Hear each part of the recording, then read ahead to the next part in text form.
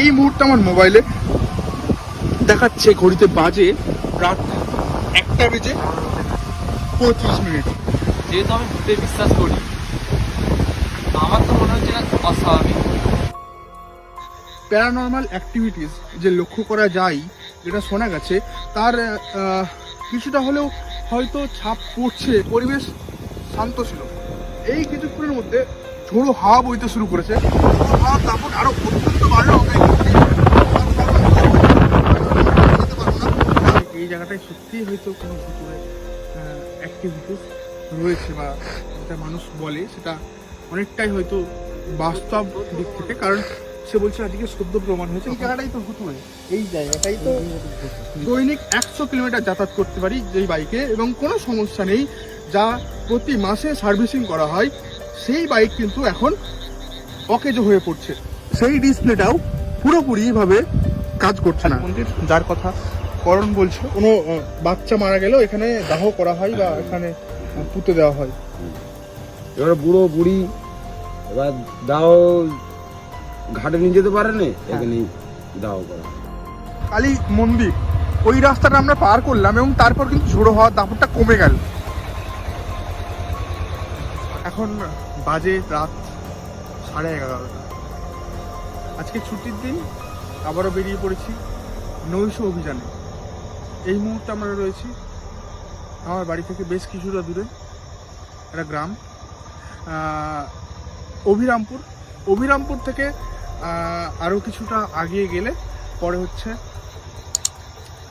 জলা এবং মেঠো রাস্তা, এবং সেই মেঠো রাস্তা ধরে আগাতে থাকলে অভিরামপুর থেকে নলভাগ যাওয়া যায়।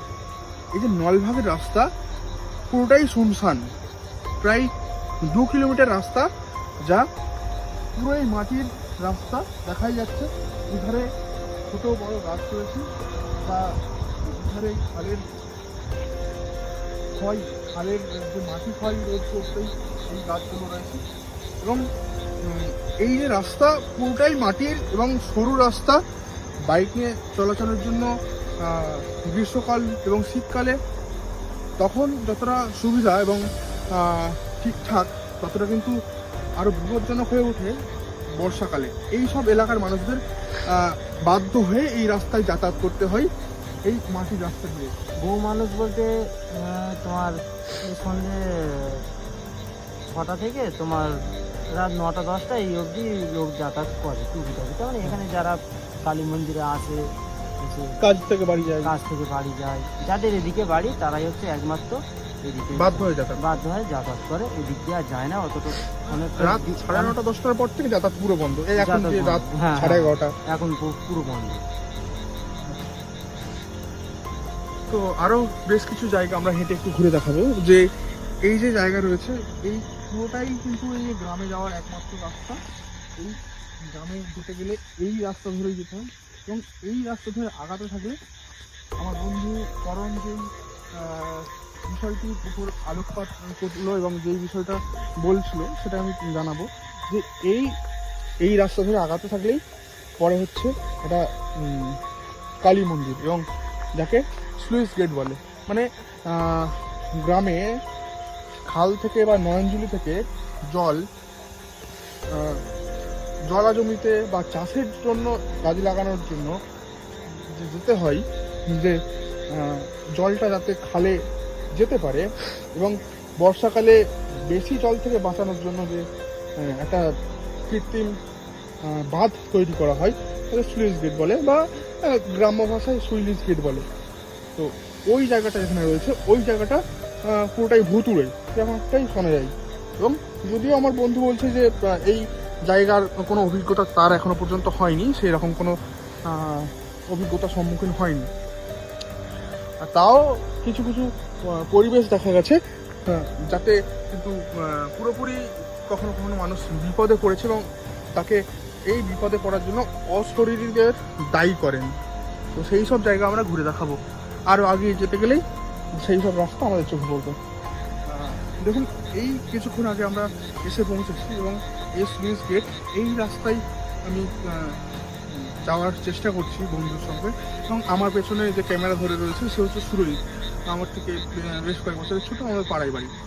তো এই যে আমরা যাচ্ছিলাম স্লুইস গেটের দিকে, যে ভৌতিক উপদ্রব বা অশরীরীদের দেখা পাওয়া যাওয়া বা প্যারানর্মাল অ্যাক্টিভিটিস যে লক্ষ্য করা যায়, যেটা শোনা গেছে, তার কিছুটা হলেও হয়তো ছাপ পড়ছে হতে পারে, এমনটাই আমি যারা বিশ্বাস করেন তাদের মতে হতে পারে যে কিছুটা হয়তো সেই কিছু কাজ করছে, যার কারণে আমার প্রত্যেক দিনের যাতায়াতের একমাত্র বাইক, যা কিন্তু 50 কিলোমিটার যাওয়া এবং 50 কিলোমিটার আসার, দৈনিক 100 কিলোমিটার যাতায়াত করতে পারি যেই বাইকে, এবং কোনো সমস্যা নেই, যা প্রতি মাসে সার্ভিসিং করা হয়, সেই বাইক কিন্তু এখন অকেজো হয়ে পড়ছে।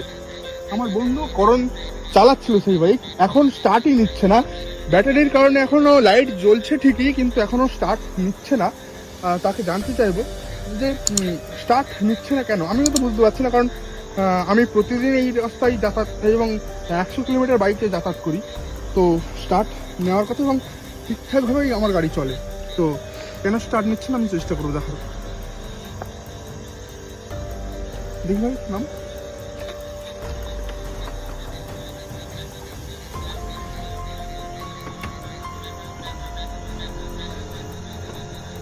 সেলফ নিচ্ছে না কেন, সেলফও নেওয়া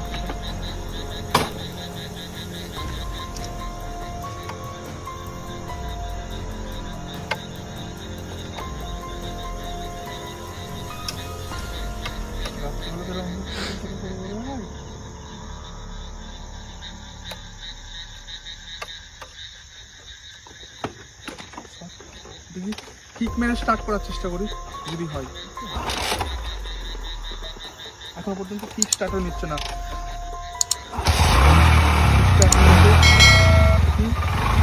দেখি কতদূর আরাম যায়।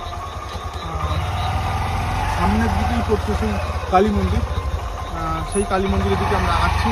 শহীদ সামনের দিকটা একটু দেখো, এই রাস্তা ধরেই গেলে সেই কালী মন্দিরটা।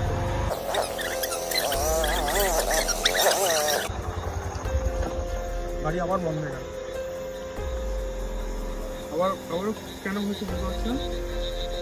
দেখছি, চেষ্টা করবো আমার গাড়িটা এত স্টার্ট হয়, স্টার্ট মেরে দেখছি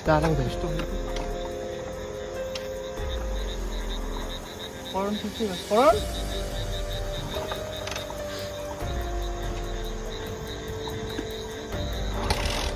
স্টার্ট নিচ্ছে না এখন পর্যন্ত, কিক স্টার্ট মারছি তাতেও নিচ্ছে না।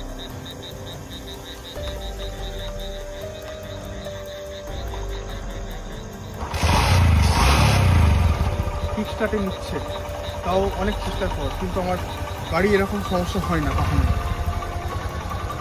চলুন আগিয়ে যাওয়া যাক, নির্ঝঞ্ঝাটে আর কতদূর যাওয়া যায় দেখা যাক। চলো, আমরা যেই জায়গায় আটকে গিয়েছিলাম, যে গাড়ির সমস্যা ছিল, এবং গাড়ির সমস্যা হচ্ছিল যে আমার গাড়ি প্রত্যেক দিনের প্রায় 100 কিলোমিটারের কাছাকাছি যাতায়াত, তারপরেও যে সমস্যাটা হচ্ছিল যে গাড়িতে সেলফ স্টার্টও নিচ্ছিল না, পাশাপাশি কিক স্টার্টও নিচ্ছিল না। দীর্ঘক্ষণ চেষ্টা করে আবারও গাড়িটি সচল হয়েছে এবং আমরা আগাতে থাকছি ধীরে ধীরে। এই কালী মন্দির স্লুইস গেট, যেই জায়গাটা ভৌতিক অ্যাক্টিভিটিস বা প্যারানর্মাল অ্যাক্টিভিটিস চলতে থাকে এবং সাধারণ মানুষের এই নিয়ে বেশ কিছু কথাবার্তা রয়েছে। সেটা হতে পারে কোনো বাস্তব অভিজ্ঞতা থেকে, আবার হতেও পারে কোনো গুজব। আমার দিক থেকে কোনো রকম ভৌতিক বিষয়কে প্রশ্রয় দেওয়া আমার উদ্দেশ্য নয়। আমি চেষ্টা করবো যে সত্যি ঘটনা যদি, মানে এমন কোনো ঘটনা যদি ঘটে, তার পেছনে বিজ্ঞানসম্মতভাবে বা বাস্তব কি দিক রয়েছে সেটা খুঁজে বার করার এবং তুলে ধরার আপনাদের সামনে একেবারে ক্যামেরায়। কোনো রকম নাটকীয় কিছুই নেই, যা দেখাবো পুরোটাই আনকাট, যতটা দেখানো যায়। চলুন আগাতে থাকি এই রাস্তা ধরে স্লুইস গেটের দিকে। এই দূরে একটা আলো দেখা যাচ্ছে, এটা হচ্ছে এই মন্দিরের আলো, এবং মন্দিরে এখানে একটা পরিবার সম্ভবত থাকেন, একটা পরিবারই থাকে, একটা পরিবারে তাদেরও যদি আমি এটাই বিষয়টা বলতে চাইছি এবং এই বিষয়টা আলোকপাত করতে চাইছি যে যদি ভুতুড়ে কিছু চলতো বা এমন কিছু হতো, তাহলে হয়তো এই রাস্তায় এবার এখানে পরিবার থাকতো না। তো এখানে আমরা দেখি মন্দিরের কাছেও মানুষ এখন ঘুমাচ্ছেন, শুয়ে রয়েছেন। এই সেই কালী মন্দির যার কথা করণ বলছো, শুধু কালী না, শনি দেবতাকেও দেখা যাচ্ছে। এবং এখন এই গত মাস খানেক আগে এই রাস্তায়, এই যে অভিরামপুর থেকে ভাতেরিয়ে যাওয়ার রাস্তা, সেই রাস্তায় ঢালাইয়ের কাজ হয়েছে। মানে যেটা মাটির রাস্তা সম্পূর্ণ ছিল সেটা কংক্রিট হয়েছে, তবে সেটাও বেশ কিছু জায়গায় এখনো বাকি রয়েছে। সেই সব জায়গাগুলোতেও খুব তাড়াতাড়ি ঢালাই হবে এবং কংক্রিটের রাস্তা তৈরি হবে, এমনটাও শোনা যাচ্ছে। এবং এই সেই কালী মন্দির এবং এই সেই স্লুইস গেট, যেখানে মানে শ্রুতি আছে, মানুষের মুখে মুখে ছড়িয়ে রয়েছে যে ভুতুড়ে এলাকা এবং ভুতুড়ে জায়গা। এই সেই স্লুইস গেট, এবং এই যে দেখানোর চেষ্টা করলো যে কী পদ্ধতিতে নয়নজুলি থেকে জল জলাতে ঢোকানো হয় বা সরবরাহ করা হয় কীভাবে, এই হচ্ছে পদ্ধতি। এই যে চাকতি রয়েছে এটা আদৌ এখন কাজ করে কি না, হ্যাঁ কাজ করছে, এখনো পর্যন্ত সচল রয়েছে। এই চাকতি ঘুরিয়েই এইটাকে ওঠানো হয় এবং নামানো হয়। এখন গ্রামে মাঠে ঘাটে জল যাওয়ার জন্য এটা এখন তোলা রয়েছে। এর নিচে একটা পাত্তি রয়েছে, সেটা জলটা আটকে দেয়, বাঁধ তৈরি করে, এবং তারপর খাল থেকে মাঠে জল যেতে দেয় না। এবং বর্ষাকালে যখন অতিবৃষ্টি বা বেশি জল যাতে না মাঠে ঢুকে যায়, তার সময় যখন আটকানোর চেষ্টা করা হয় তখন কিন্তু এটা নামিয়ে দেওয়া হয়। এইরকমভাবে যে থ্রেড রয়েছে সিঁদুর সামনে যে থ্রেড রয়েছে, এই থ্রেড থেকে ঘুরিয়ে ঘুরিয়ে দীর্ঘক্ষণ ধরে, এটা হয়তো এখন অন্য জায়গায় গেলে বা প্রযুক্তি আরও উন্নত হয়েছে, কিন্তু এখনো পর্যন্ত গ্রামে এই প্রযুক্তি চলে আসছে দীর্ঘদিন ধরে। রাতের খাওয়ারটা এখনো হয়নি, এখানেই রাতের খাওয়া করবো। এখন ঘড়িতে বাজছে 12:20। এই জায়গায় আসার পর আমার বন্ধু করণ, যে স্থানীয়, সে বলছে যে এই জায়গাটায় সত্যিই হয়তো কোনো ভুতুড়ে অ্যাক্টিভিটিস রয়েছে, বা যেটা মানুষ বলে সেটা অনেকটাই হয়তো বাস্তব দিক থেকে। কারণ সে বলছে আজকে সদ্য প্রমাণ হয়েছে। কি প্রমাণ হয়েছে এবং কি অভিজ্ঞতা তার জানতে চাইবো সরাসরি। কারণ কি বলছিস? একটু আগে গাড়ি নিয়ে যাচ্ছিলাম, গাড়ি নিয়ে যেতে যেতে বন্ধ হয়ে গেল। সেলফ স্টার্ট নিচ্ছি, সেলফ স্টার্ট নিচ্ছি, স্টার্ট হচ্ছে তাও স্টার্ট নিচ্ছে না। কিছুক্ষণ থেকে থেকে ইয়ে করে তারপর স্টার্ট নিল। যদি বা আমাদের যে অভিরামপুরের যে সরু রাস্তা আছে, যেটা রায়পাড়ায় যাচ্ছে, ওই রাস্তা গিয়েছিলাম, স্টার্ট বন্ধ হয়ে গেছিলো। এবার ওখান থেকে যখন রিটার্ন হয়ে আমি আমাদের যে কালীতলা আছে, মন্দির আছে, মন্দির কাছে এসে যখন স্টার্ট নিতে সেলফ স্টার্ট তখন হচ্ছে সব এই জায়গাটাই তো ভুতুড়ে, এই জায়গাটাই তো শোনা যায় যে এই জায়গাটাতেই বিভিন্ন ধরনের অভিজ্ঞতার সম্মুখীন হচ্ছে সাধারণ মানুষ এবং মানুষ যাতায়াতের পথে কিছু দেখেছেন যা বিপদের সম্মুখীন হয়েছে। আমি এখানে আমার খাবার এনেছি, রাতের খাবার তো হয়নি, আমি রাতের খাবার এখানে এনেছি বাড়ি থেকে। তো সকলের জন্য এনেছি, কিন্তু আমার বন্ধুরা, আমার সঙ্গীরা দুজনেই বলছে যে এখানে রাতের খাবারটা খাবে না, কারণ যেহেতু এই জায়গায় এরকম বদনাম রয়েছে, সেই কারণে তারা নাকচ করছে। এবং আমি তাও এইসব দিক থেকে যেহেতু বিশ্বাস করি না এবং দেখতে চাইছি যে কি ঘটে, আদৌ যেটা মানুষ বলেন সেটা সত্যি কিনা, তা চাক্ষুষ দেখা এবং মোবাইলে ফ্রেমবন্দি করার চেষ্টা করছি। মানুষ আছে, বেশ কিছু বিরক্ত বোধ হচ্ছে। করানি আমরা একটা দিন এসেছি ছুটির উপভোগ করতে এবং সকলকে বাস্তব দিকটা দেখানোর। কাকা এখানে থাকো এই মন্দিরে? তো খাওয়ার আগে স্থানীয় কাকাকে পেয়েছি, কথা বলবো, দেখি উনি কি বলেন। এই জায়গায় যে শোনা যায় যে ভুতুড়ে জায়গা এবং ভূতের উপদ্রব এবং সাধারণ মানুষকে কিছু ভৌতিক অভিজ্ঞতার সম্মুখীন হচ্ছে, এটা কি আদৌ সত্যি? এটা কি আদৌ সত্যি? ভূতের কোনো প্রভাব রয়েছে? কেউ দেখে এখানে? আমি দেখি না। আচ্ছা, লোক বলে তো এখানে? হ্যাঁ, কি বলেন? এখানে ভূত আছে, তুমি কেমন থাকো, তুমি এখানে ভয় লাগেনি, করে নে, আমি বলছি না, আমি এখানে সবসময় পড়ে যাই, ভূত থাকলে আমি মাথায় ধরি, সারা রাতি যাই। বাড়ি কোথায়? বাড়ি আমার অভিরামপুর। আমি সারা রাত এই মুড়ি পোড়াই। এই রাত 2-2-2:30টার সময় একটা বাচ্চা, বাল বাচ্চা মাথা দিতে গেলে আমাকে ডেকে নিয়ে যায়, নিয়ে এখানে মাথা দেওয়া হয়। আচ্ছা হসপিটাল থেকে নিয়ে এসেও এখানে মাথা দেওয়া হয়। আচ্ছা, মানে কোনো বাচ্চা মারা গেলেও এখানে দাহ করা হয় বা এখানে পুঁতে দেওয়া হয়। এবার বুড়ো বুড়ি এবার দাও ঘাটে নিয়ে যেতে পারে না, এখানেই দাও করা হয়। আচ্ছা, অবগাতে মৃত্যু, বুড়ো বুড়ি এইরকম। জালে কি কি মাছ পড়ে? এখন চুনো চানা কখন হয় কখন হয় না। আচ্ছা এবার ধরো না এই জালগুলো চাপবো। আচ্ছা, কতগুলো জাল আছে আপনার? আমার এখানে 2 গেছা জাল আছে, বড় খাল এখন বন্ধ আছে, বড় খাল ভেঙে গেছে। এখন মাছ ভালোই পড়ে? না, এখন বন্যার সময় হয়ে গেছে। কি খাওয়ার মতো হয় নাকি বিক্রিও করতে পারে? না, বিক্রি তো অবশ্যই করি। আচ্ছা, খাবো কত? 2 কিলো ধরলে 2 কিলো কি খাবো? কাকা কি নাম? হুম? কি নাম আপনার? আমার নাম জগদীশ। আচ্ছা, জগদীশ কি? এই মুহূর্তে স্লুইস গেটে আমাদের রাতের খাওয়া দাওয়া চলছে। গরম বেশ পর তাহলে কি মুড়ি হবে? না, আমি টিফিন করা হয়ে গেছে। সুজিত বেশ কিছুক্ষণ আগে খাবে না বলছিল, কিন্তু কাকা আশ্বস্ত করেছে যে এই জায়গায় পুকুরে বলে যে কথাটা শোনা যায় ঠিকই, কিন্তু তিনি এখানে থাকেন এবং বাস্তবভাবে তিনি কোনো এই অভিজ্ঞতার সম্মুখীন হননি। একটা বিষয় লক্ষ্য করার মতো, আমরা এই এতক্ষণ রয়েছি প্রায় ঘন্টা 2-এর কাছাকাছি। এই রাস্তার এই জায়গাটা শান্ত ছিল এবং পরিবেশ শান্ত ছিল। এই কিছুক্ষণের মধ্যে ঝোড়ো হাওয়া বইতে শুরু করেছে। এই যে ঝাউ গাছ রয়েছে, ঝাউ গাছ ভীষণভাবে দুলছে এবং ঝাউ গাছের পাতা দুলতে দেখা যাচ্ছে। ঝাউ গাছের পাতার ফাঁক দিয়ে যে হাওয়া বয়, গ্রামের মানুষজন এটা জানেন যে এটা ছন করে আওয়াজ হতে থাকে ক্রমাগত, কারণ এই ঝাউ গাছের পাতা তো খুবই সরু। এই সরু পাতার মধ্যে দিয়ে যখন ঝোড়ো হাওয়া বয়ে চলে তখন এই হাওয়াটার জন্য আওয়াজটা হয়।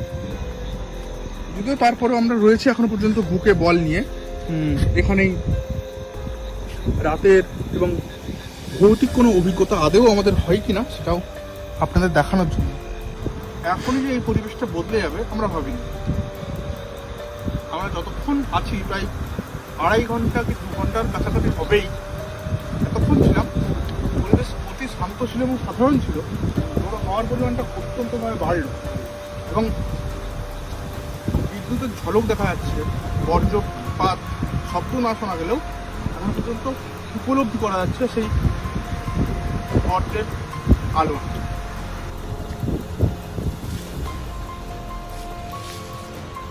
চাল ভাজা সাথে কাঁচা লঙ্কা, এই দিয়ে আজকে আমার রাতের খাবার চলছে। সাথে সাথে পাল্লা দিয়ে বেড়ে চলেছে এই ঝোড়ো হাওয়ার দাপট।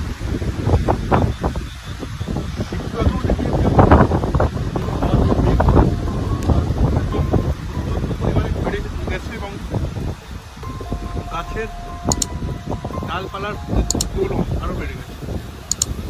আরো কতটা বাড়ে এমন সিন আছে, আমার তখন তো বাড়ি সেখানে, ছেলে মেয়ে বউ সব সেখানে থাকে, আমি একা থাকি। আমার এখানে তাম্বু খাটানো থাকে।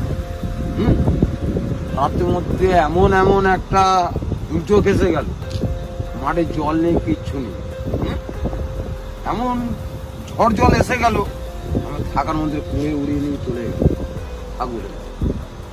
হ্যাঁ, কালপাটের ভেতরে ঢুকে গেল। কালপাটের ভেতরে পুরো ফাঁকা, জল নেই, কিচ্ছু নেই, কালপাটের ভেতরে ঢুকে গেল। এবার যাই হোক, জল নেই, ঝড় নেই, নিচে তাম্বু আমার ইট বিছানো আছে, সব কিছু গাছ আছে, তারপরে আমি এবার মিটে গেলাম। এবার ঝাড় চাপতে শুরু করলাম।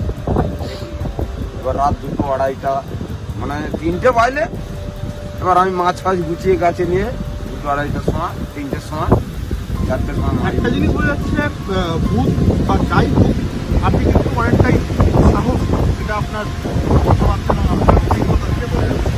ঝোড়ো হাওয়ার দাপট আরো অত্যন্ত বাড়লেও আমরা এখান থেকে যেতে পারবো না, প্রায় 1.5 কাছাকাছি এখন অতিক্রান্ত হয়ে গেছে। এরপরে বাড়ি যাওয়াটা অত্যন্ত সমস্যা হয়ে দাঁড়াবে। আমরা এই মুহূর্তে যে খাবার ছিল সেই খাবারটা রেখে দিলাম ব্যাগের মধ্যে। জানি না এর মধ্যে কোনো ভৌতিক উপদ্রব রয়েছে কিনা এবং ভূতের কোনো কারসাজি রয়েছে কিনা জানি না। এতটা রাস্তা আমাদেরকে আবার যেতে হবে, ফাঁকা পুরো শুনশান রাস্তা, যাতে বাড়ির দেখা পাওয়া খুব মুশকিল।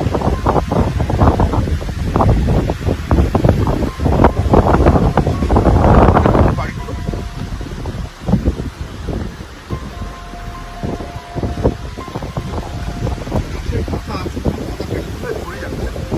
এবং দেখেই বোঝা যাবে বেশ কিছুক্ষণ আগে রাস্তাটা যেমন পরিষ্কার ছিল এবং ঝোড়ো হাওয়ার কোনোরকমই কৃত্রিম ছোঁয়া নেই, পুরোটাই বাস্তব, পুরোটাই আপনাদের চোখের সামনে ঘটছে। এর মধ্যে কোনো ভৌতিক উপদ্রব রয়েছে কিনা আমরা বারবার বলছি, তা আপনারাই বিচার করুন। চেষ্টা কর গাড়িটা আবার চালানো, তুই চালিয়ে নিয়ে যাবি এবং আমরা ফিরবো বেশ কিছুক্ষণের মধ্যে, কারণ এরপরে বাড়ি যাওয়া অত্যন্ত সমস্যার হয়ে দাঁড়াবে। সুরোহিত রয়েছে, সুরোহিতকে এতক্ষণ পর্যন্ত ফ্রেমে দেখানো হয়নি এবং সেই ক্যামেরাটা করছিল, যার কারণে এটা সম্ভবপর হয়ে ওঠেনি। কথা বলবো সুরোহিত, কি মনে হচ্ছে হঠাৎ করে তো পরিবেশ এতটাই বদলে গেল, কি হবে?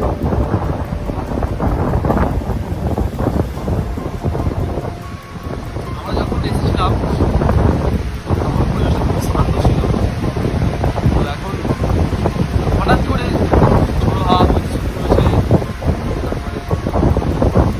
তারপরে ঠান্ডা পরিবেশের সৃষ্টি হয়েছে। এটা কি স্বাভাবিক? যেহেতু আমি ভূতে বিশ্বাস করি, আমার তো মনে হচ্ছে না অস্বাভাবিক। চল ভাই, গাড়ি স্টার্ট দে। এরপরে আরো ভয়াবহ পরিস্থিতি তৈরি হতে শুরু করেছে। জানি না এরপরে কি হবে আদেও, সেটা নিয়ে আমরা সংশয়ের মধ্যে রয়েছি। তার কারণ আমরা এখান থেকে যত তাড়াতাড়ি সম্ভব বেরিয়ে যাওয়ার চেষ্টা করছি। সে ভূতের ভয়ে না, কিন্তু তাও এই যে প্রাকৃতিক দুর্যোগ ক্রমাগত আরো সমস্যার এবং বিপদের হয়ে দাঁড়াচ্ছে। এই যে প্রাকৃতিক দুর্যোগ অত্যন্ত পরিমাণে বেড়ে যায় এবং প্রাকৃতিক দুর্যোগের সৃষ্টি হয়, এটা আমি ভূতে বিশ্বাস না করলেও বা অশরীরীতে বিশ্বাস না করলেও এটা কিন্তু বহুবার শোনা গেছে কোনোরকম ভৌতিক সিনেমা কিংবা নাটকে, যে প্রকৃতির রূপ বৈচিত্র্য বদলে যায়। এবং সেই ছবি কিন্তু এই মুহূর্তে সরাসরি ক্যামেরার সামনে দেখতে পাচ্ছেন, কোনোরকম কৃত্রিমতা ছাড়াই। এই মুহূর্তে ঘড়িতে ঠিক কটা বাজে দেখানোর চেষ্টা করবো। এই মুহূর্তে আমার মোবাইলে দেখাচ্ছে ঘড়িতে বাজে রাত 1:35। এরপরে পরিবেশ এবং প্রকৃতি আরো ভয়াবহ রূপ নিচ্ছে। এর মধ্যে কোথাও ভৌতিক কোনো রকম প্রভাব রয়েছে কিনা তা আমাদের কাছে এখনো পর্যন্ত অবগত নই। আমরা এই জায়গা ছেড়ে সুইচ গেট এবং কালী মন্দির ছেড়ে আমরা বেরিয়ে যাব। এই ছবি এই মুহূর্তে আমরা গাড়ির ওপরে উঠছি এবং আচ্ছা, আর একটা বিষয় লক্ষ্য করছি, ওই যে সুইচ গেট এবং কালী মন্দির ওই রাস্তাটা আমরা পার করলাম এবং তারপর কিন্তু ঝোড়ো হওয়ার দাপটটা কমে গেল। এটা কি তোরা লক্ষ্য করছিস এবং এটা কি তোরা বুঝতে পারছিস? মনে হচ্ছে কি মনে হচ্ছে ভাই? এই দুর্যোগ এবং পরিবেশ প্রকৃতির রূপ বদলে যাওয়া এই স্লুইস গেটের কাছে, কিন্তু এই যে জায়গা আমরা এখন বাড়ির উদ্দেশ্যে ফিরছি, এই জায়গাটিও কোনো রকম কোনো নেই কেন? এই মুহূর্তে কমে গেল কেন ভাই? সেটা তো ভেবে পাচ্ছি। আরও একটা সমস্যা, হঠাৎ করেই আমাদের গাড়ি যেমন সমস্যা শুরু হয়েছিল, এই যে আর একটা সমস্যা দেখতে পাচ্ছি, গাড়ির কিন্তু যে আলো হেডলাইট কমে গিয়েছিল এবং আমরা সেই ছবি আমরা দেখাচ্ছিলাম ক্যামেরাতে, সেই ছবি কিন্তু এখন একেবারেই বদলে গেছে। এবং কেন বদলে গেছে এখনো পর্যন্ত আমাদের কোনোরকম আমাদের জ্ঞানের পরিধির বাইরে। কারণ ভাই এখন আবহাওয়া তো বদলে গেল, কেন হঠাৎ বদলে গেল? কিন্তু বলছিলি যে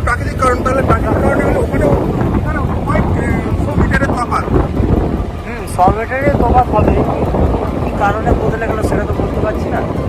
আমার বাইকের যে ডিসপ্লে, যেখানে স্পিড দেখায় থেকে শুরু করে তেল কতটা রয়েছে সেটা দেখায়, সেই ডিসপ্লেটাও পুরোপুরিভাবে কাজ করছে না, দেখাচ্ছে না কত কি কিলোমিটার গিয়েছে এবং কত তেল রয়েছে তার কোনো কিছুই। এর মধ্যেও কি কোথাও ভূতের কোনো রকম অস্তিত্ব রয়েছে বা ভূতের কোনো প্রভাব রয়েছে, তা আমি আবারও প্রশ্ন তুলছি।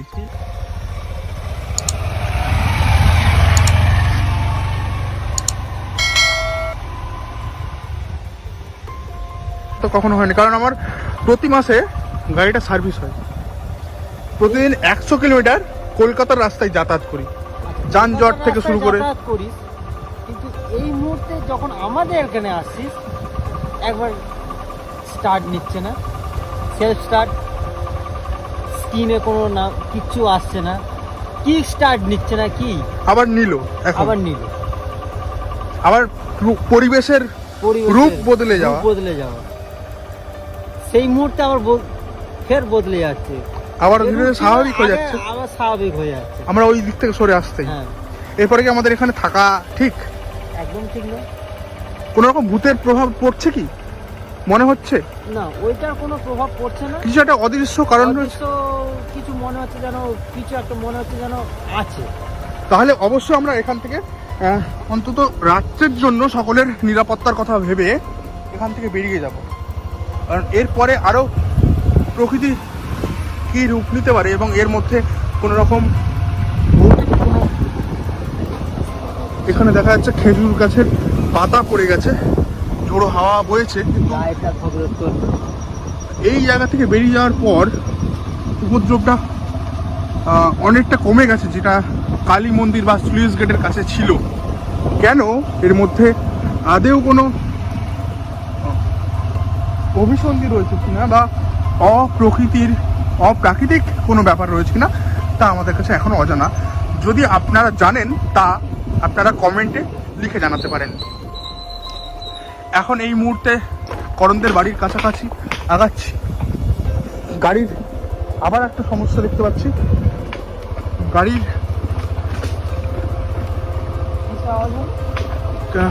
কোথাও গাড়িটা ঠেকছে, ধাতব কোনো জায়গায় ঠেকছে, যার কারণে একটা ধাক্কা লাগার আওয়াজ হচ্ছে। জানি না এই সমস্যাটা আমার ছিল না, কারণ গত 20 থেকে 25 দিন আগে আমার গাড়িটা সার্ভিস করা হয়েছে এবং আর গত 20 দিন আগেই আমার গাড়ির মোবিল পাল্টানো হয়েছে। সুতরাং কোনো রকম সমস্যা নেই। আমার গাড়িতে পেট্রোল বা ফুয়েল তাও ঠিকঠাক পর্যাপ্ত রয়েছে। শোনা যায় যে কোনো উপস্থিতি থাকলে তাহলে কিন্তু এই সমস্যাগুলো হয়, মূলত গাড়ি খারাপ হয়ে যাওয়া, যদি কেউ ব্যাটারি লাইট ব্যবহার করে সেই লাইটটাও বন্ধ হয়ে যায়, এরকমটাও দেখা যায়। আমাদের তো প্রায় সব অভিজ্ঞতাই হলো, কারণ আমরা বাইকে যাচ্ছিলাম, বাইক প্রথমে স্টার্ট নিচ্ছিল না, সেটা যেমন সমস্যা হচ্ছিল।